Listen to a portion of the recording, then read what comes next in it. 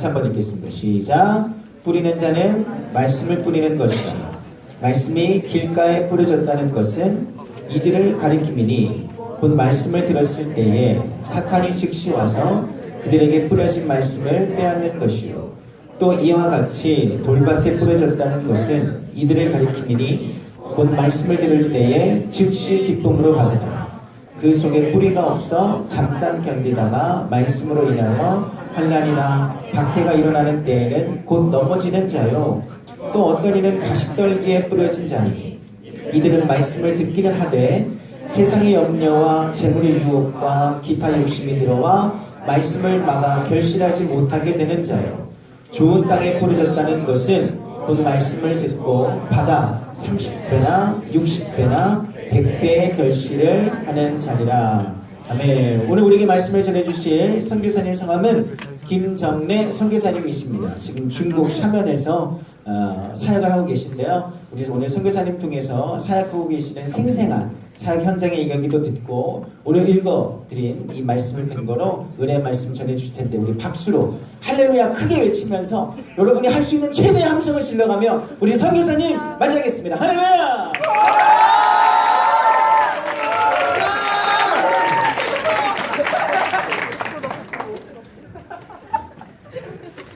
감사합니다. 먼저는 하나님께 감사드리고 또 여러분께도 감사합니다.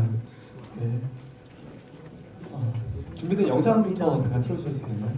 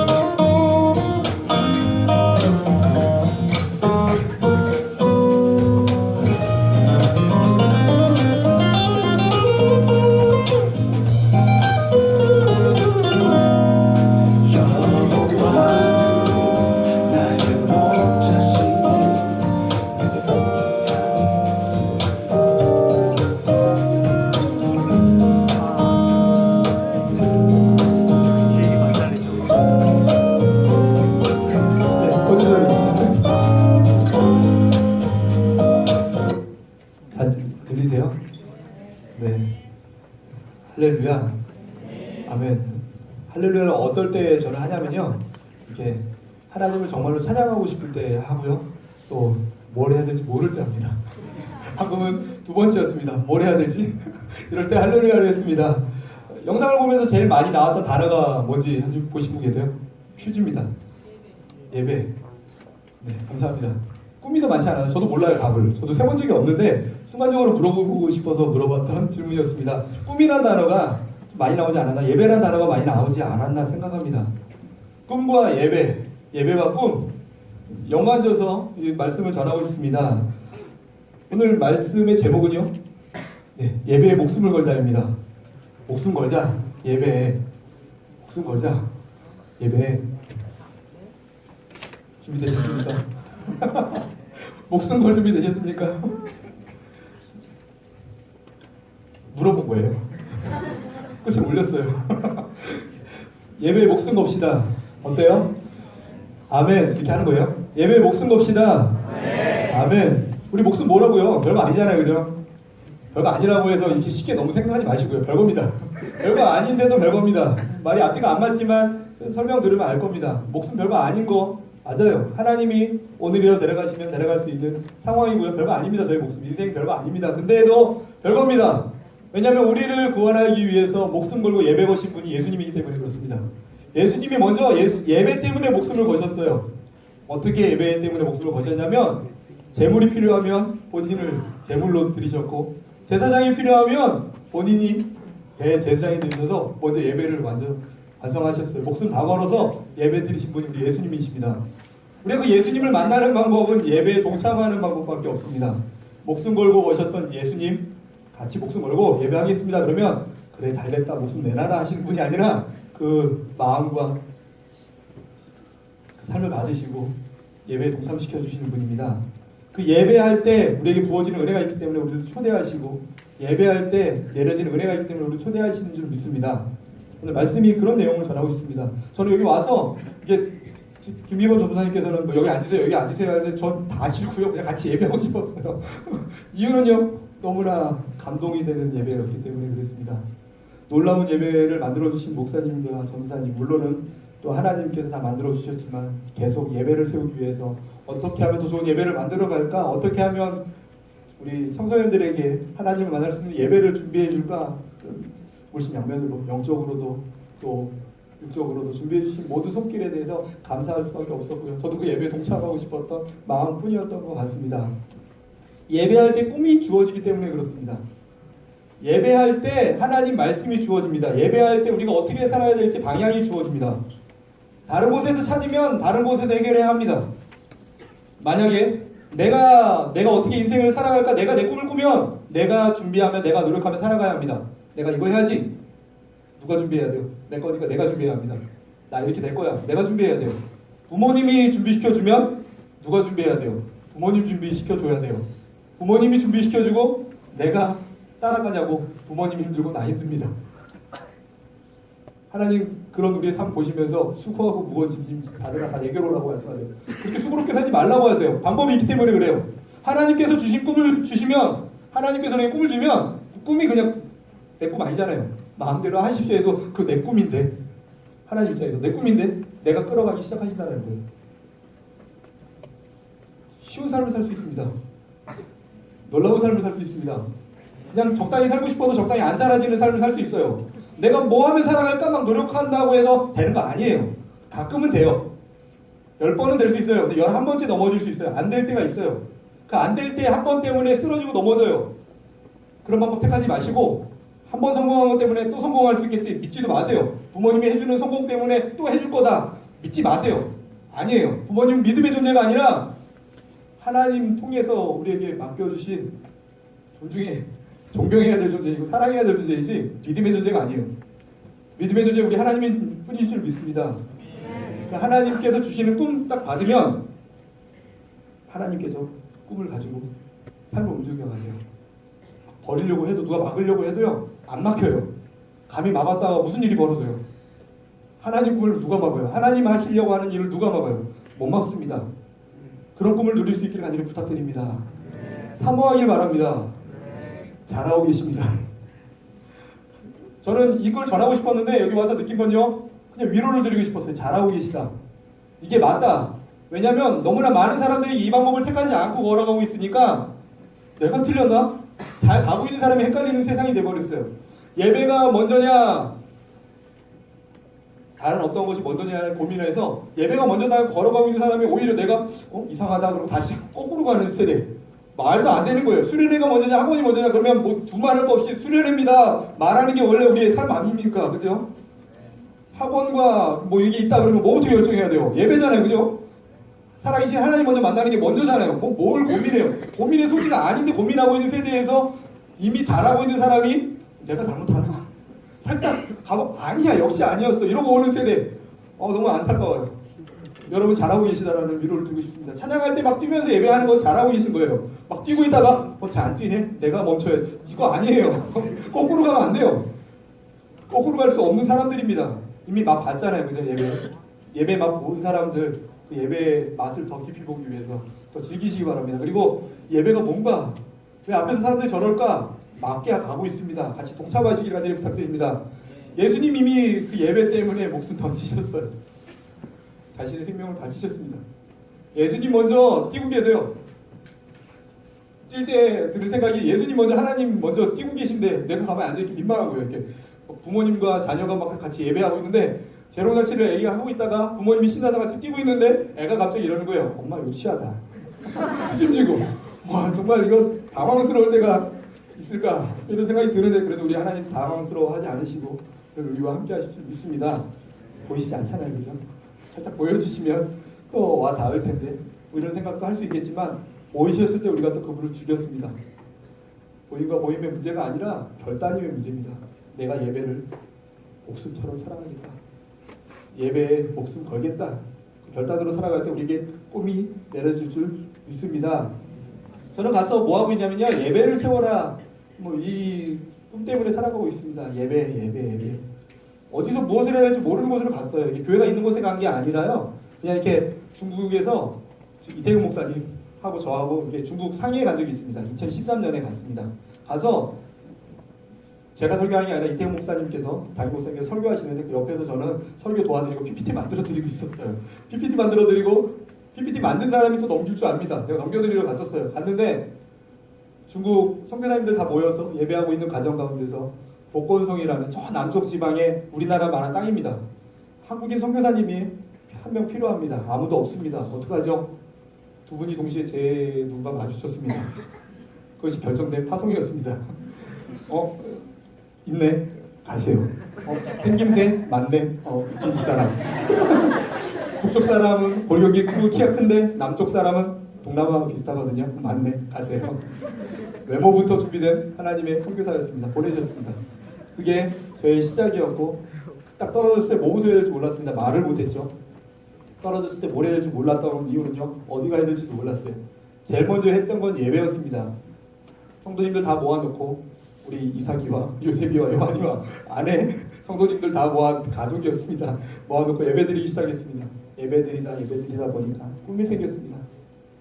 한 사람 한 사람 저희 집에 놀러 오기 시작했습니다. 놀러 와서 그들과 함께 예배드리다 보니까 그들의 입술을 통해서 또 저의 입술과 저의 고백을 통해서 교회를 세워야겠다. 성경을 보고 있는데 이런 말씀이 생각났거든요. 너를 위하여 방주를 만들라. 창세기에 있는 말씀. 성경을 보고 있는데 이 말씀이 방주를 만들어라. 그 전에 볼 때는 노아한테 그냥 방주 만들어 배 만들어라 그건 줄 알았는데 너를 위하여 방주를 만들어라. 저를 위한 방주를 준비하라는 하나님 말씀이 저에게 마음에 와닿기 시작했어요. 다른 표현으로 하면 꿈이 생기기 시작했어요. 방주를 만들어야겠다. 교회를 세워야겠다. 예배를 나만 드리는 게 아니라 문만 나가면 예배드릴 사람 하나도 없는데 같이 예배드릴 사람들을 만들어야겠다. 어떻게 하지?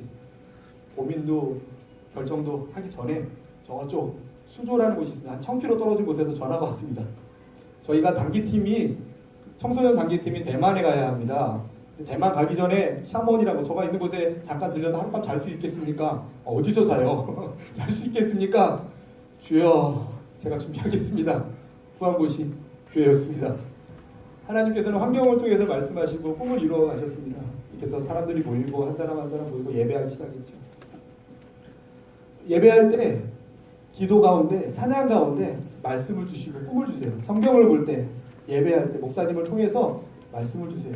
그럴 때 하나님 나라를 이룰 수 있습니다. 저 중고등부 이제 설교 부탁을 받고 주님 하다가 저의 인생을 좀 이렇게 다시 봤어요. 중학교 1학년 때 내가 뭐 했었지? 저 중학교 1학년 때요. 저희 부모님께서 저희 성남에 사시면서 저만 시골 충남 예산에 보내셨어요. 보내셨던 이유는 집에 방이 없었어요. 저희 아버지가 사업이 어려워서 저를 지방으로 보내시면서 충청도 예산에 있었습니다. 혼자 할머니 댁에 있다 보니까 뭐 하겠습니까? 자유가 있어서 너무나 기뻤죠. 그럼에도 불구하고 그 자유를 어디에 사용했냐면 친구들이 모여서 하는 놀이가요. 되게 재밌는 놀이라고 있어요. 저는 그림을 되게 싫어하는데 그림 그려져 있는 화투를 갖고 노는 걸 되게 좋아하고 있었어요. 그래서 그 화투를 놀고 그리고 노는 게 저의 일상 생활이었어요.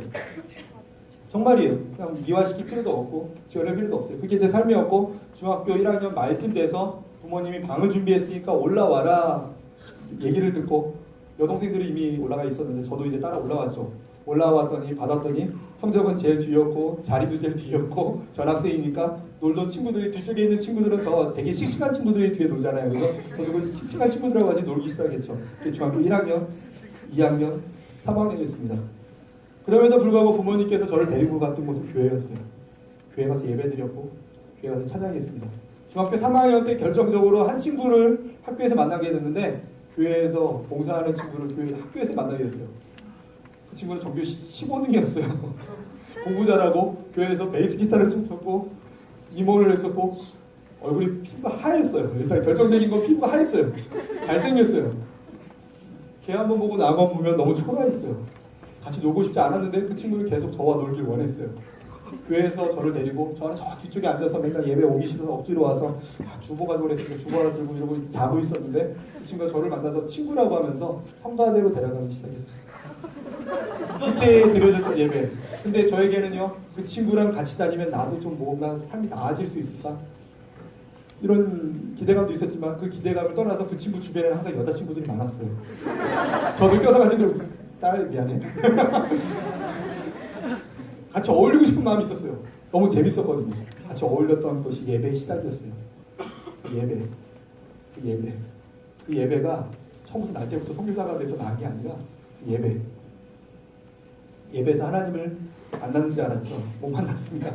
고등학교를 또 보내고 대학을 보내고 아무것도 변함없이 회사 가서도 매일 술, 담배까지는 안 했던 것 같아요. 담배는 안 했던 것 같아요. 고등학교 1학년 때 당구랑 담배를 배웠는데 담배는 정말 돈도 많이 들고 별로 필요 없다고 해서 안 했었고 당구는 그때부터 배운 당구가 고등학교 3학년쯤 돼서 200 정도 됐던 거 모르죠. 200이 뭔지 그냥 조금 재밌게 쳤었어요. 고등학교 3학년. 그러다 보니까 이게 학업이랑은 전혀 거리감이 많았고 이런 삶이었어요. 선교사로서의 자질이 전혀 안 보였어요. 제 친구들 그저께 만났는데 내가 너를 아는데 몹시다. 기도하자. 그리고 기도해줬어요.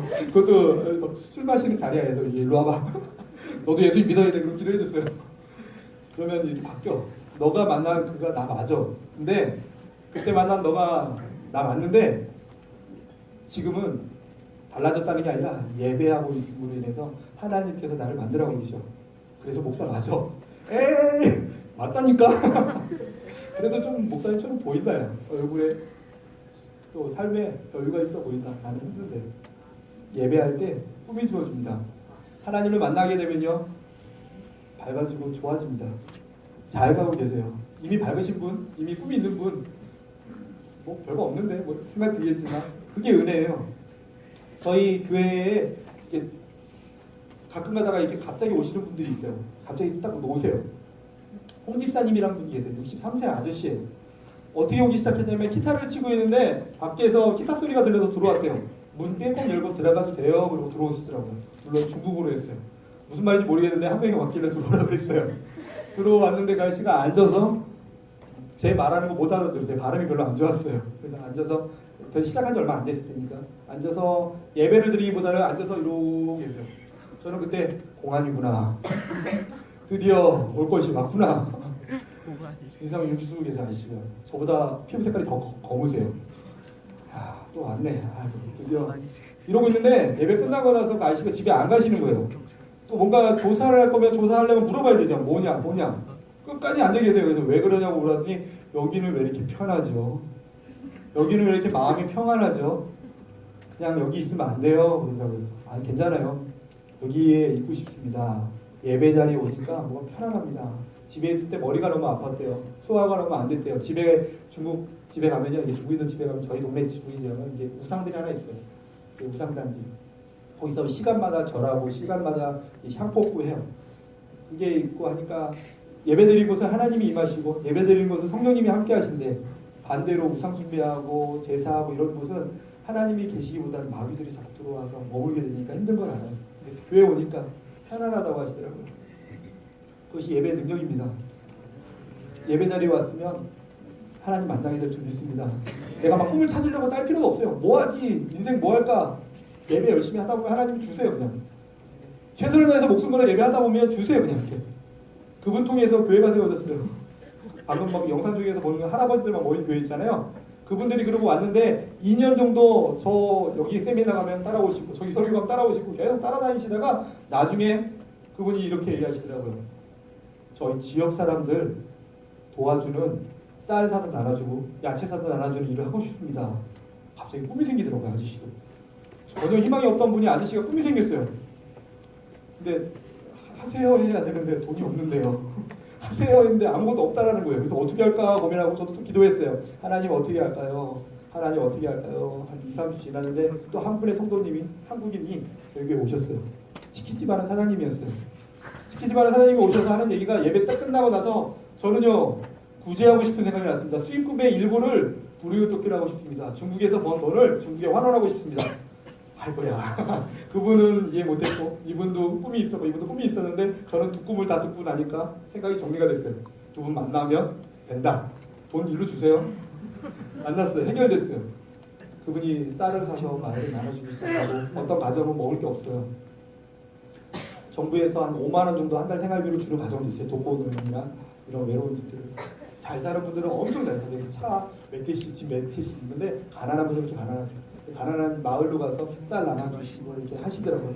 하시다가 또 몇 달 지나서 예배하면서 나눠줬는데 몇 달 지나서 또 저에게 오셨어요. 오셔서 이러면 안 된다고 뭐 한대요. 얘 쌀만 나눠주니까 쌀만 받아서 그냥 집으로 가버리신다고.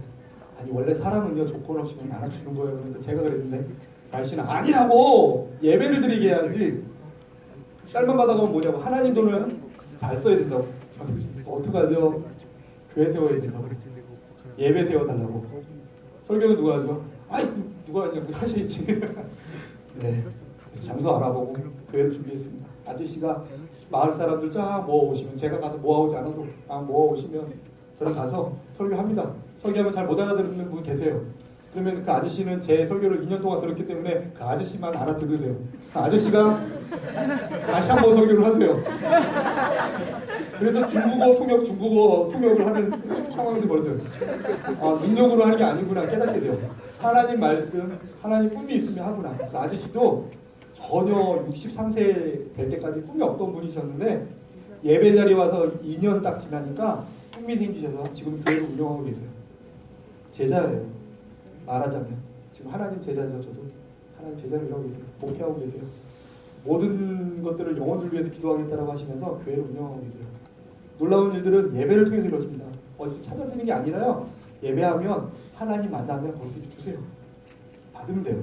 오늘 말씀해 보면 하나님은 계속해서 말씀을 주는데 사단이 와서 물어가 버린대요. 새가 와서 물어가 버린대요. 뺏어가는 거예요. 뺏어가는 존재가 있다는 것을 알고 판단하면 내가 인생 어떻게 살까, 뭘 하며 살아갈까, 어떤 꿈을 가질까가 고민인 게 아니라 이미 주신 거 뺏기지 않고 누리는 게 중요한 거예요. 이미 주시고 있거든요. 이미 주신 거 뺏기지 않으려면 예배 자리로 가는 것밖에 없어요. 내가 마귀와 싸워 이길 수 있습니까? 못 이깁니다. 내가 세상 권세와 싸워 이길 수 못 싸웁니다. 싸우지도 못하고 이기지도 못합니다. 근데 예배하는 자는 공격할 수가 없거든요. 그 예배의 능력을 누리시기 바랍니다. 예배 자리에 오면요 가장 때에 맞는 꿈을 주세요. 가장 때에 맞는 소원을 주세요.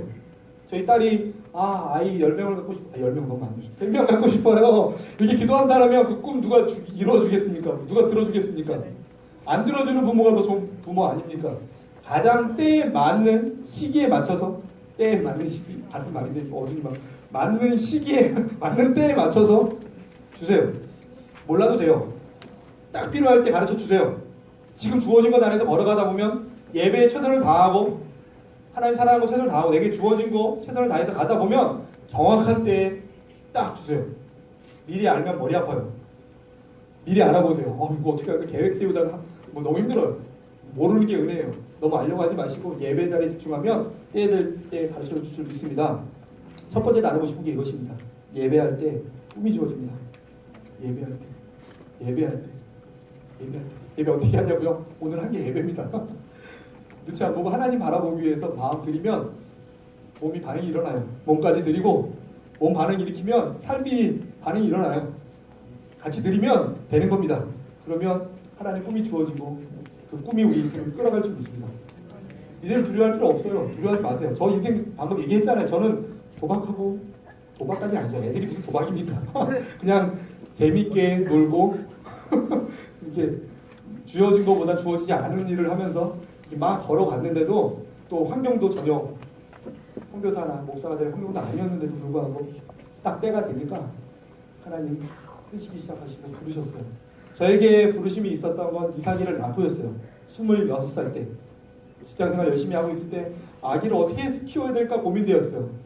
그래서 예배에 열심히 오기 시작했어요. 그 전에는 예배 열심히 오기보다는 이게 주일예배 참석하고 천국까지 못할 정도만, 천국 갈 정도만 하면 되지 뭐. 이 정도면 천국은 가겠지. 살짝 떨어진 것 같다면 또 열심히 왔다가 아니면 갔다가 천국은 가야 되니까. 그렇게 살았는데 이삭이를 낳고 나니까 딸을 낳고 나니까 어떤 고민이 되냐면 딸을 어떻게 키우지? 이런 고민이 됐어요. 그래서 좀 기도를 했어요.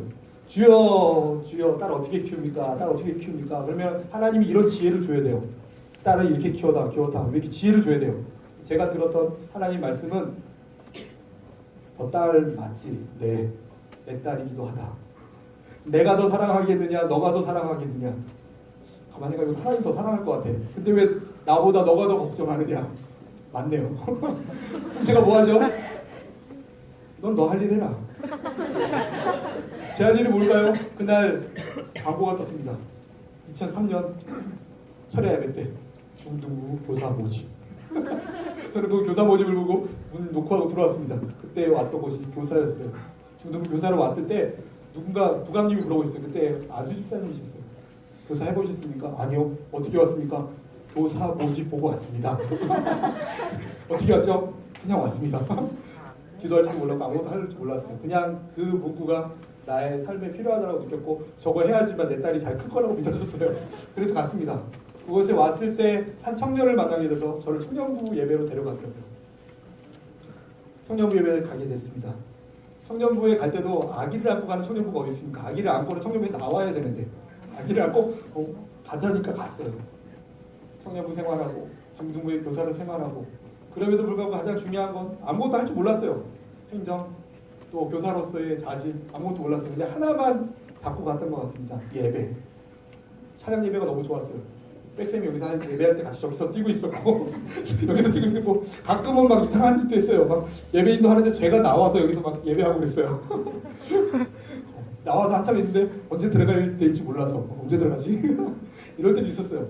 그럼에도 불구하고 예배에 몫을 걸고 내 체면보다 더 중요한 예배에 걸고 갔더니 어느 날 하나님께서 내 영혼을 맡겨다오, 나를 증거해다오 이런 말씀들이 떨어지기 시작해서 지금 선교사를 살아가고 있습니다. 어떤 꿈이 우리에게 주어질지 모르겠지만 예배 안에서 주어질 줄 믿습니다. 어떤 환경이 우리에게 있는지 중요하지 않습니다. 그 환경이 환난과 박해라고 성경에 표현하고 있지만 그냥 꿈이 있으면 환난과 박해는 자연적으로 오기도 하고요. 이미 환난과 박해가 와 있을 수도 있어요. 환난과 박해하면 좀 남다르죠. 근데 좀 남의 얘기 같죠. 근데 어려움 같은 걸로 표현해요. 이것 때문에 안 되는데요. 이것 때문에 안 되는데요. 이것 때문에 안 되는데요. 라고 느끼는 어떤 많은 요소들. 그 많은 요소들보다 더 크신 분이 하나님이라는 거죠. 예배할 때 그 모든 것들이 문제가 되지 않기 시작합니다. 예배할 때 그 문제를 넘어서 하나님의 준비한 손길을 만나게 돼요. 방금 전에 얘기 드렸던 할아버지. 본인은 그냥 소화가 안 되고 머리가 아파서 기타 소리 듣고 한번 왔는데 지금은 목회자처럼 사역하고 계세요. 영혼들 구원하고 계세요. 돈 한 푼 벌지도 못하세요. 근데 어디서 자꾸 생겨요. 저도 생기면 갖다 드려요. 너무 재밌게 살고 계세요. 어떠세요? 그러면 그냥 재밌습니다. 인생을 이렇게 살아갈 수 있기를 간절히 부탁드립니다. 꿈이 있으면 환난과 박해도 우리를 막지를 못해요. 어려움이 와도 우리를 막지를 못해요. 절대 못 막습니다. 어려움 와서 문제가 된다. 그건 뭐 때문에 문제냐면 이게 어려워요. 문제는 뭐냐면 내가 예배를 좀 목숨 걸지 않고 있구나. 이렇게 해석하면 돼요. 지금 너무 어려운데 내가 목숨 걸지 않고 예배하고 있구나. 해석을 이렇게 가르쳐 드릴게요. 목숨 걸고 예배하세요. 시험 문제 볼 때 이렇게 하는 사람 없잖아요. 시험 문제 여러분께 이게 고등학교 3학년 학년이 다 다르네요. 그냥 자기에 맞는 학년에 문제를 줬어요. 근데 어려워서 못 풀어요. 못 풀겠니? 근데 초등학교 문제집을 줄게. 풀어라. 아, 감사합니다. 이런 사람이 어디 있어요? 뭐냐? 뭐 초등학교 문제를 왜 주냐고 이러죠. 그죠? 그걸 어떻게든 넘어가는 게 우리의 목적이고 방향 아니에요. 여러분께 이게 문제 어렵다고 해서 자꾸 초등학교 주고 초등학교도 어려운데요. 유치원도 주고 유치원도 어려운데 뭐 그게 좋은 게 아니잖아요. 넘어가야 돼요. 우리의 환경은 계속 어려움이 올 거예요.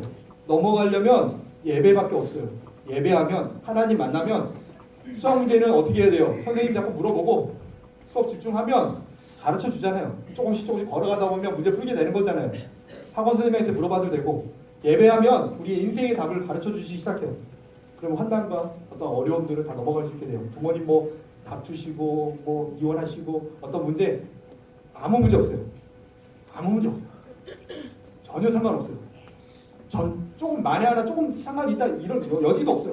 이전 것은 지나갔으니 보라 새 것이 되었도다 말씀하신 분이 우리 하나님이시고 이 모든 허물과 모든 것들을 다 합력해서 선으로 바꾸시는 분이 우리 하나님이세요. 예배를 등한시하고 있다라는 것만 체크하고 가시는 거 부탁드립니다. 예배하면 다 이겨요. 어려운데요. 예배 안 해서 그래요. 죄송한데 이렇게 표현할 수밖에 없어요. 예배하면 다 이깁니다. 그것을 잘 아는 마귀는 작전을 바꿉니다. 어떻게 바꾸겠어요? 환난과 박해로 넘어뜨릴 수 없다는 걸 아는 마귀는요. 오늘 말씀해 보면요. 이제는 죄와 유혹으로 넘어뜨리려고 해요. 죄로 쓰러뜨리려고 작전을 바꿉니다. 1대1로 붙으면 져요. 삼손이라는 사람 나오죠. 블레셋과 이스라엘 백성 간의 갈등을 그 한 사람이 다 처리했어요. 1000명을 막 죽이고 있어요. 나귀뼈 하나를 막 다 죽였어요. 엄청난 사람이에요. 근데 그 사람을 정면으로 맞으면 이길 수 없다는 걸 깨달았어요. 왜냐하면 그 사람은 하나님과 함께 했기 때문에. 우리도 하나님과 함께하는 사람은 어떤 어려움과 환난과 이런 것들도 막을 수 없어요. 그것을 마귀도 알아요. 예배 목숨 걸고 나면 그 다음에 일어나는 일은요. 죄로 쓰러뜨리게 해요. 죄에 넘어지면 쉽게 넘어져요. 음란한 거. 적당히 이렇게 타협하는 어떤 것들. 그것으로 우리를 넘어뜨리면 삼손이 어떻게 되는지 아세요? 눈 뽑혔어요. 삼손이 어떻게 되는지 아세요? 감옥에서요. 그 장수가 감옥에서 맷돌 돌리고 있었어요. 어떤 해석을 하냐면 아무도 감당할 수 없는 사람이 하나님의 꿈을 갖고 있는 사람이 꿈을 잃어버리게 되는 거예요. 앞을 볼 수 없게 되는 거예요. 그리고 앞으로 향해서 전진해가고 막 아무도 감당 못하게 할 사람이 감옥에 갇혀버리게 되는 거예요. 그래서 쓸데없는 일만 하고 있는 거예요. 내가 뭐 하는 거지 오늘? 하루 지났는데 또 뭐 하고 있는 거지? 제대로 걷고는 있는 건가? 이런 고민을 하고 살아가는 삶을 살게 되는 거예요. 그 삶이 정상 아니에요. 예배를 온전히 하는 사람은 그런 삶을 살지 않아요. 앞으로 가리라. 어디 앞이요? 예수님 계신 곳이 앞이에요. 전진하리라. 어디가 전진 자리예요? 예배 자리예요. 예배할 때 이길 수 있습니다. 죄와 어려움 그런 것도요. 죄와 싸우지 마세요. 내가 착한 일 해야지 거짓말하지 말아야지. 돼요? 안 돼요. 그죠? 되던가요? 내가 저 사람에게 화내지 말아야지. 되던가요? 저도 안 돼요. 내가 이 사람 화내지 말아야지. 기도할 때 돼요. 주여 화내지 않겠습니다. 회개하고 갔는데 만나면 또 했습니다. 이게 우리의 삶이잖아요. 그죠? 어떠한 죄와 싸워서 이기려고 하지 마세요. 죄와 싸우는 존재가